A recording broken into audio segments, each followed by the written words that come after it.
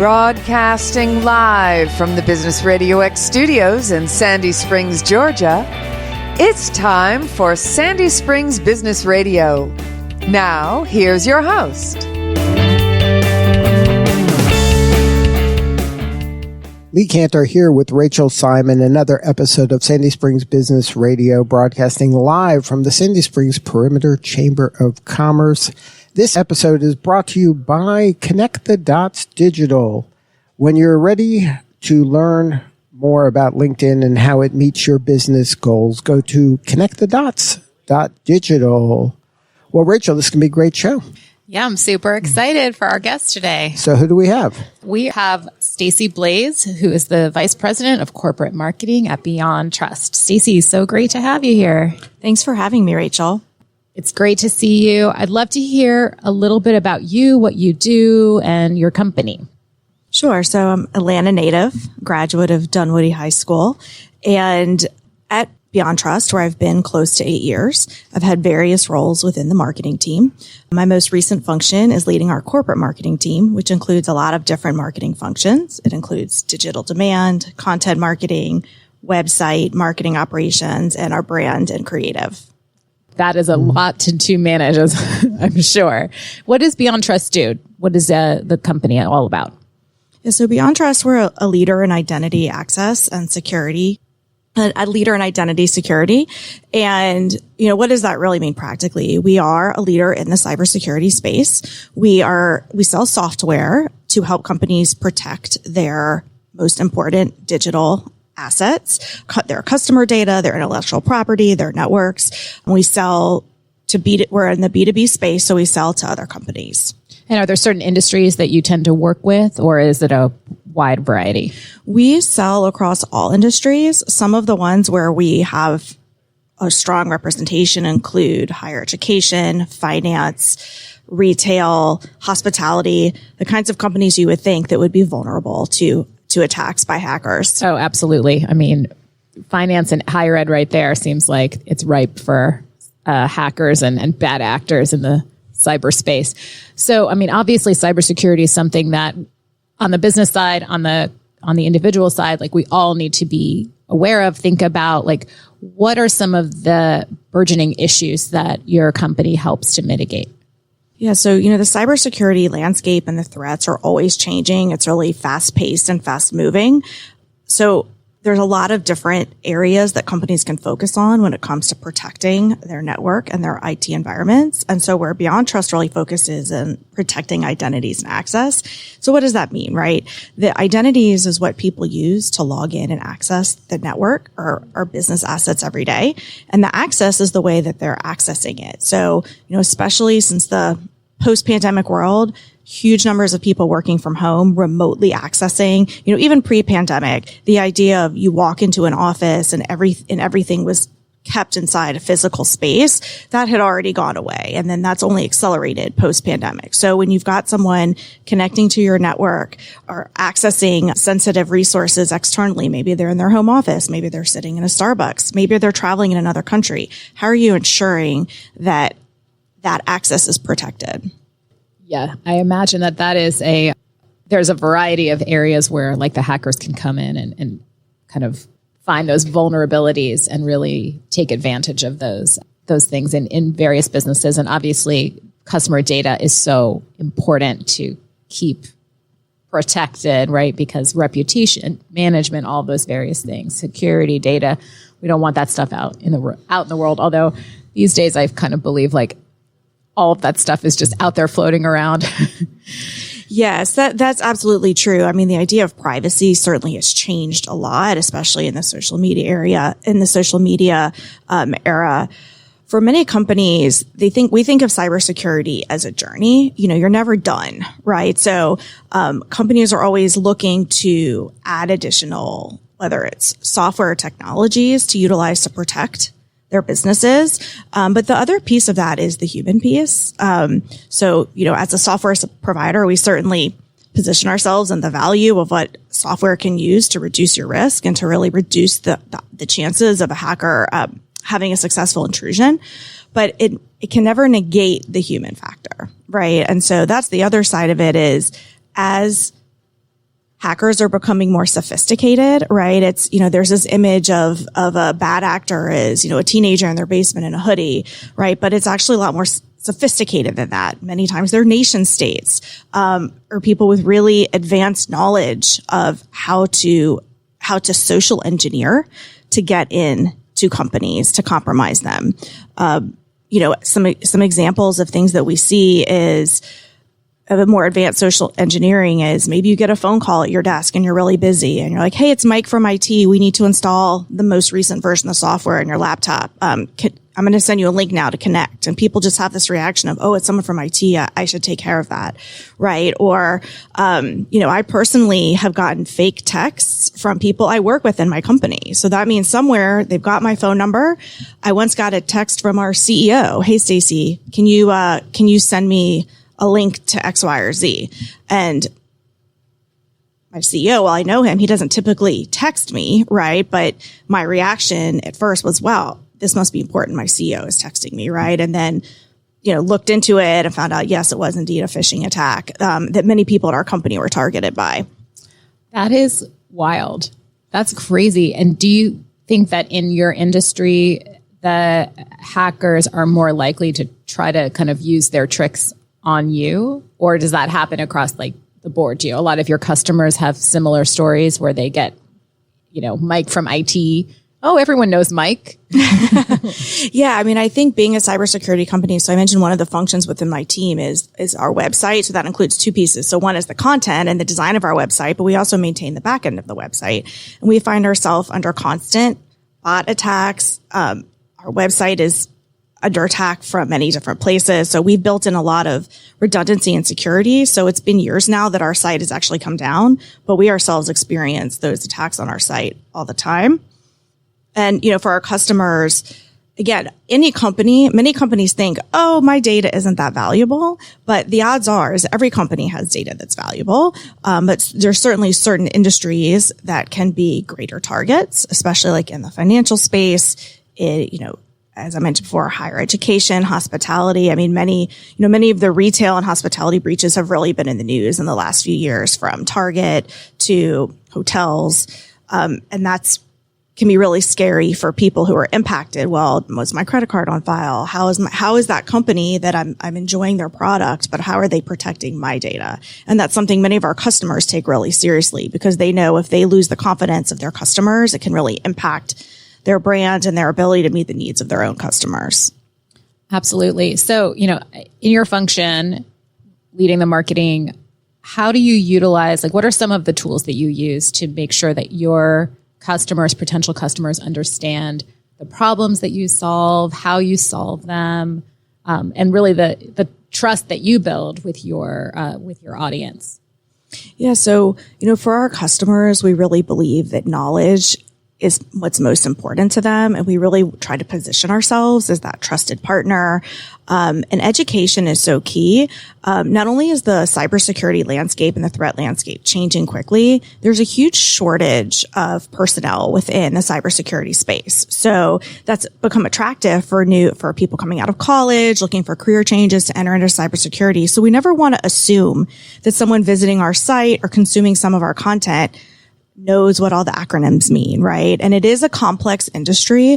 And so we really focus on trying to using language that's clear, that's as simple as possible, that avoids jargon, and most importantly, speaks in the language that resonates with our customers. Yeah, that's so interesting you brought that up, because I am very sensitive to that jargon and industry lingo, because when we want to balance, right, that knowledge and education, but then when we speak in lingo, we completely can alienate certain parts of our audience who don't know what we're talking about. So that's very interesting, because I imagine there's a lot of technology that goes along with it that is pretty advanced. Yes. I mean, we call it the alphabet soup of cybersecurity, right? And one of our more popular areas of our site that we see a lot of really strong traffic to is we actually have a glossary. Right. And that's something that we're constantly maintaining and updating, that we see a lot of engagement on, because people may not understand every term, or maybe the way something is defined has changed a little bit. Right. So we have found the glossary has been a really valuable tool on our site for customers, for prospects, even for our own employees. I bet that's so interesting. It's like a next level frequently asked questions, I'm sure. Yes. So what else? What are some other aspects of sort of what you do in your role there? You do manage a pretty large team. So, I imagine, again, in a fast-paced industry, then kind of that leadership component can be very busy as well. Sure. I mean, really what it comes down to is like, what's my number one goal that I'm measured on, that our CMO, our chief marketing officer is measured on is pipeline, right? Our business goal is creating pipeline that can generate revenue for the company. So when you think about pipeline though, there's some things that you can directly say, hey, this drove a lead or this drove an opportunity. But so much of what we do now is unattributed. What do we mean by that, right? We think of it within BeyondTrust as demand creation and demand capture. So demand capture is when someone comes to our site, they ask to see a demo, they request a call from sales, right? So that's pretty clear. Someone's raising their hand, they want to hear from us, they want to engage with us. And that's a clear marketing driven opportunity, right? But then there's all the other things that we're doing around demand creation. And what we mean by that is the things that are happening maybe even outside of our site. One thing we know in cybersecurity, who are cybersecurity buyers, many of them work in IT and they're in a technical space and they have a natural distrust of what vendors say they can do, right? So we like to think about of show me, don't tell me, right? And who's doing the showing, right? There's our role in the showing, which is how we're telling our stories and using our customers as much as we can to talk about how our products and technologies have driven their cybersecurity journey and positive outcomes for them. But we also know that picking up the phone or sending a text message or an email to a trusted colleague, maybe you worked with them before, maybe you know them from the industry, from a trade group, that a lot of those conversations are happening completely outside of our purview. So how can we get and do activities that get BeyondTrust top of mind, that gets people to think of us in their consideration phase of if they want to tackle challenges related to identity and access security, that we are top of mind and that we're seen as a leader. So that's a good segue into, a great way of being top of mind is through your team, right? Through employees within an organization. So talk to me a little bit about how you utilize employee advocacy in order to help with that strategy. Yeah, so we're extremely active on all social channels, but primarily LinkedIn. And so employee advocacy, we utilize a tool. We use Sprout Social. So shout out to Sprout. And what it does is it enables our employees to share the content that we write and post as if it's their own. They can also edit it. They can add an intro to it, because what we found is that engagement for content that our employees share is like 4 to 5 times what we share under our own BeyondTrust name and our own BeyondTrust account. And our employees really like it because they feel confident that they're sharing messages consistent with how we're trying to talk to the market and that will resonate with our customer. And frankly, it also makes it easier because they don't have to write their own content, right? Especially within our sales team, they're really busy. They're focusing their time on engaging with customers and prospects. And so this enables them to help their personal brand, to position themselves with that industry knowledge by feeding into our entire company, content that we know will be relevant to our audience. Yeah, it's interesting that you bring up the difference in the stat between what your company page and what your employee content, because obviously you're speaking my language here with LinkedIn, right? But having that robust employee advocacy tool and strategy is so beneficial for organizations. It's great to see it working well for BeyondTrust. Yeah, and we have a huge content engine, right? We have a team of content folks that are working on white papers, blogs, our web content. We have a PR agency. We have our own podcast, right? And so a big way we expand the reach of those things is through our social channels. So as we're moving into, wrapping up 2023 and going into 2024, what are some trends that you're seeing or things that you're looking ahead into the year to come that will sort of impact your industry, BeyondTrust? Yeah. So what we're finding, I don't think this is necessarily new, right? But that the buyer journey and the way people want to buy has changed pretty drastically. So when you think about your experience as a consumer, right? Do do you really want to talk to a salesperson? Many times we do all of our own research and then we might go into a store when we're actually ready to buy, to make a purchase, or we're doing it entirely online. We're looking to have as much of that buying process as possible be self-service. And that's no different in the B2B buying space. Now, there definitely is within the buyer journey, there's value, and many of our customers value that contact with the salesperson, with the sales engineer, especially as they move along the evaluation of the product stage. But before we ever get to that, 70 to 80% of the buying process is done before they ever even reach out to us, right? So how are we focusing on providing the most information, the best information, so that they can self-educate? And we also are really looking for, we know that people come to our website. Absolutely. That's a place you look for information. But if someone's interested in BeyondTrust, they'll look at our website and they might find value of what we put there, but then they might go on to Reddit. They might go to a review site to get, again, that third party perspective or that peer perspective on how they might be using the product. It's interesting. We launched our own podcast about a year and a half ago. And one of our goals with it is we don't talk about what we do or our products at all. It's hosted by our chief technology officer, and he just interviews different people in the cybersecurity space about the problems they're facing, challenges that they're having, and really telling those stories. And it's just, yes, it helps with our brand, but it's really not, our goal there isn't about necessarily directly driving revenue, right? But what we're finding is, it's been about a year and a half as the podcast is getting more traction. It has really become a way to talk to people in our market and to just help BeyondTrust be top of mind in a way that doesn't feel like we're just pushing our products, but that we are also out there educating and self-educating, or providing tools that people can self-educate. And it's also interesting, what we found is it's actually helped with our recruiting. With our, we're always looking for talented engineers and to be developing our products, to be selling our products. And we've gotten feedback that the podcast gets mentioned a lot, as an interview during their interview process of like, hey, this is a way I either found out about BeyondTrust, or when I was doing my research about your company, I started listening to it, and it gave them an insight into kind of who we are as a company. That's so interesting. We not too dissimilar to sort of the approach here.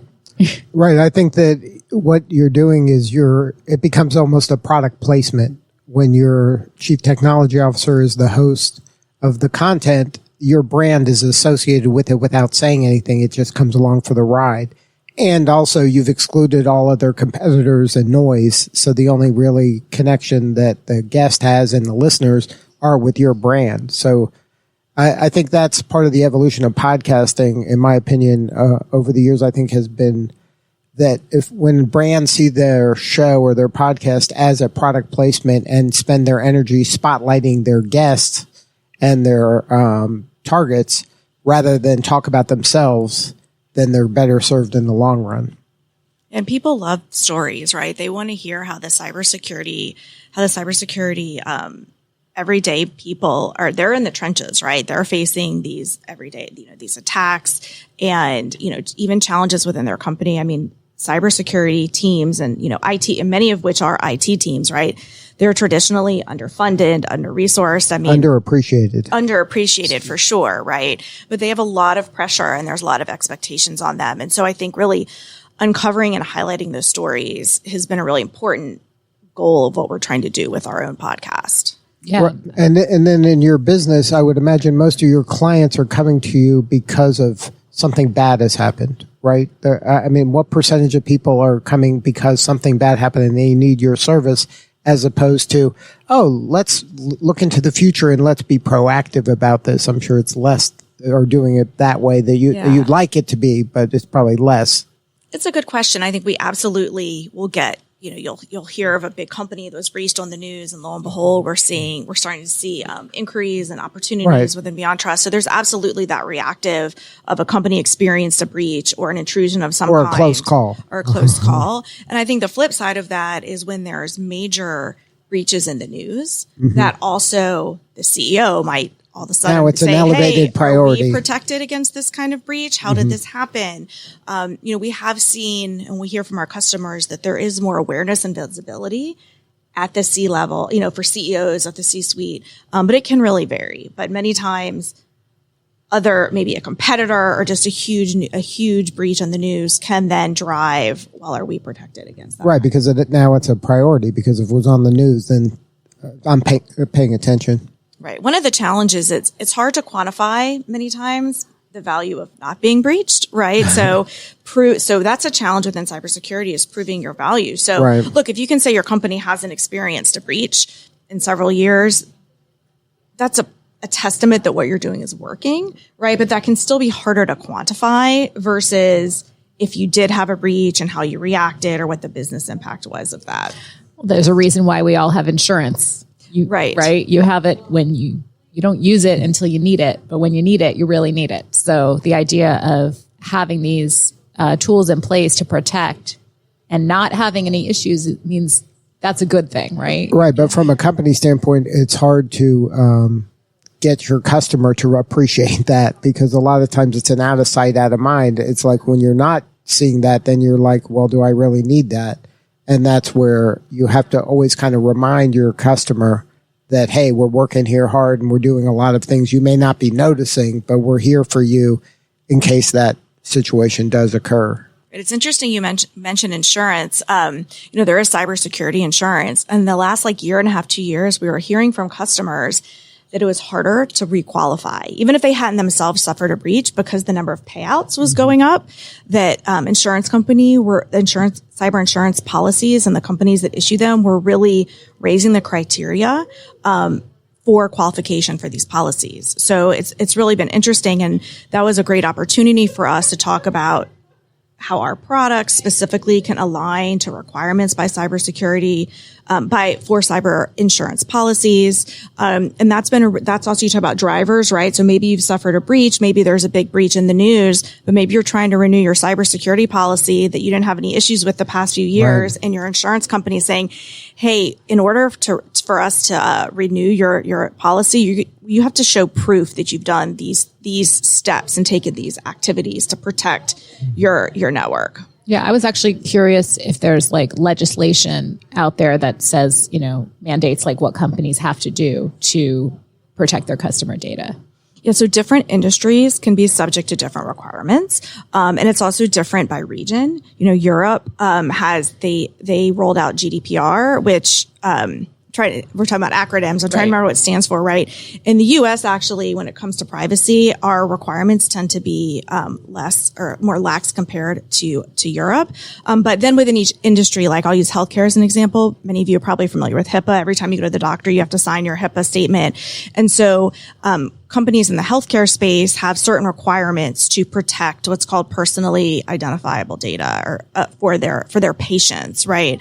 And so hospitals, doctors' offices, anyone in the health space, they may have certain requirements that they are required to do to be compliant with that mandate. So, that's definitely something we also look at when we think about education, is how can certain products or certain functions or approaches to cybersecurity can enable customers in certain industries that have to meet certain requirements actually meet them. Yeah, just thinking about the wide variety of industries, the different requirements per industry, again, and then BeyondTrust is a global company, correct? So you have customers all over the world who have different requirements based on where they are. That's a lot of, things to manage in a fast-moving space where there's just a lot of people trying to do bad things and get people's information. Yes, and there's not one global requirement, right? So we have a presence and have been growing substantially in Australia as an example. So there they call the Australian Essential 8 as something that the Australian government has put out. So, for companies that are in the US, may not be as relevant, but for our sales team and our engineers in Australia, it's something they're really focused on, and how to educate customers on how to align with the Australian Essential 8, because if you're a company based in Australia, you are required to comply with that mandate. So interesting. Well, I think we're kind of at our time. This has been so fascinating. Any last things you would love the audience to know about you, about BeyondTrust?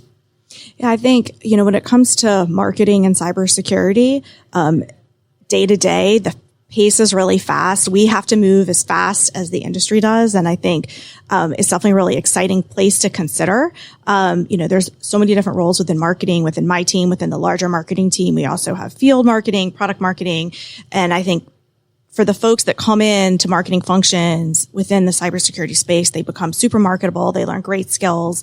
It's a really exciting place to be a marketer right now. Absolutely. It sounds like it. And, what's the best place to find out more about you and BeyondTrust? Sure. So, our website, our most visible salesperson, BeyondTrust.com. You can access information about our podcast, Alice and Bob there, about our company, and I can be found on LinkedIn. Excellent. Now, before we wrap, I want to get just some knowledge, a little bit of your low-hanging fruit for anybody out there when it comes to protecting themselves. Is there anything kind of that's easy for most people can do that maybe they're not thinking about to protect themselves?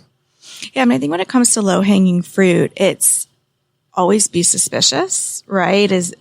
Don't just trust that because it's a company you do business with, that communications you get from them are valid, right? Mm-hmm. Whether it's your bank, right?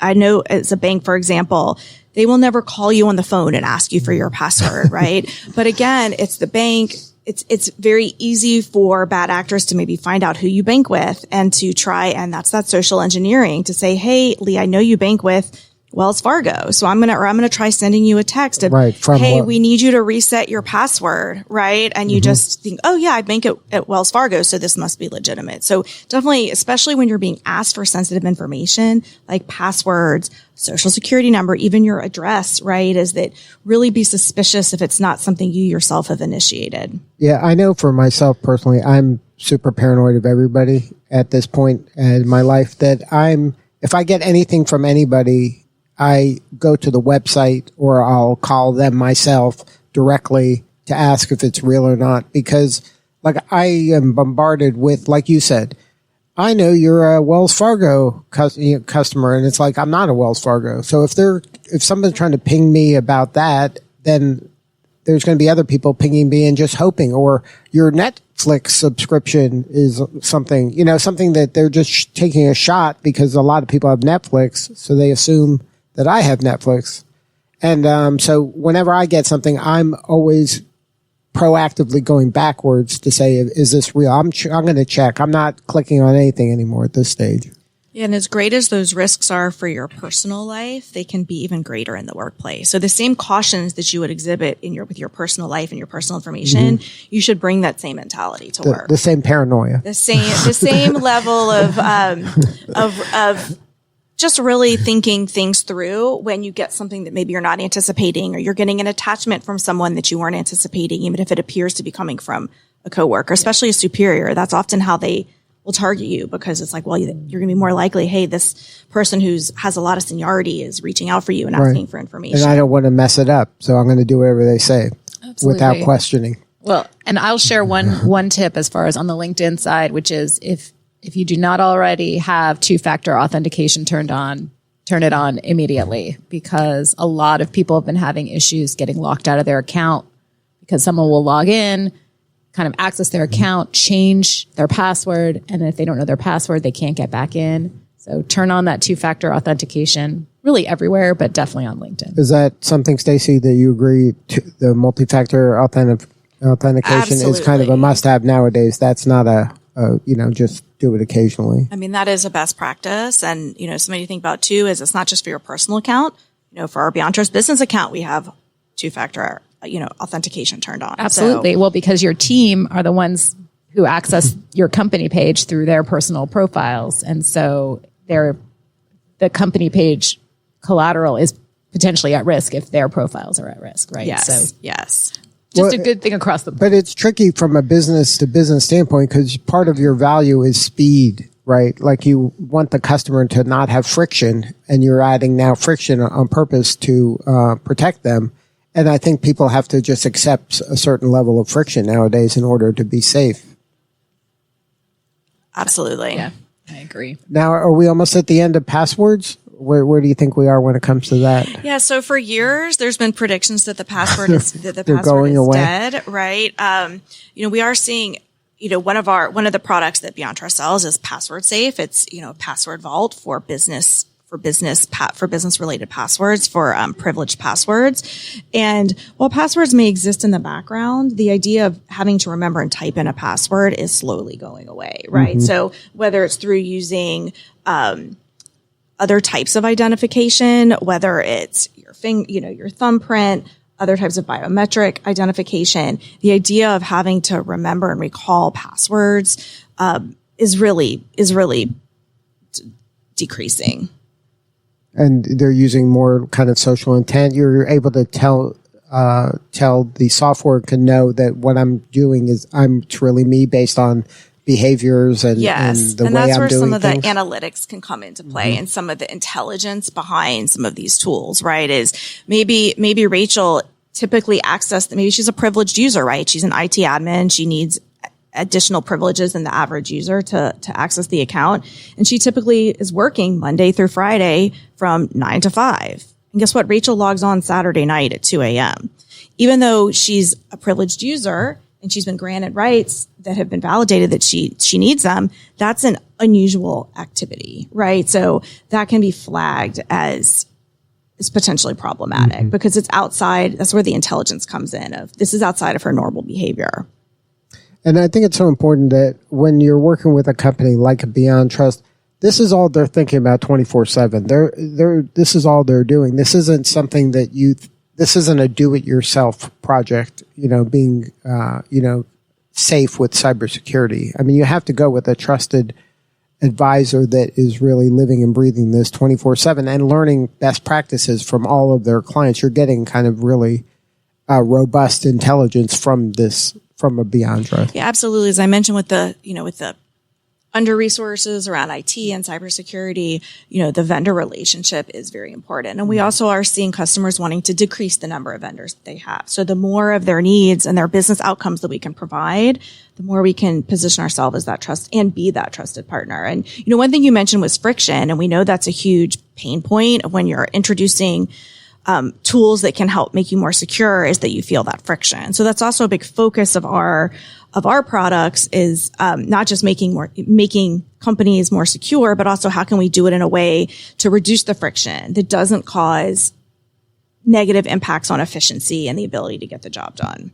And then one more time before we wrap, the website, BeyondTrust. We're at BeyondTrust.com. Good stuff. Well, thank you, Stacy, so much for sharing your story. You're doing such important work, and we appreciate you. Thanks, guys. I loved being here today. Thank you. And thank you, Rachel. My pleasure. This was a great conversation, and I've definitely learned a lot. All right. Well, this is a wrap. We'll see you next time on Sandy Springs Business Radio.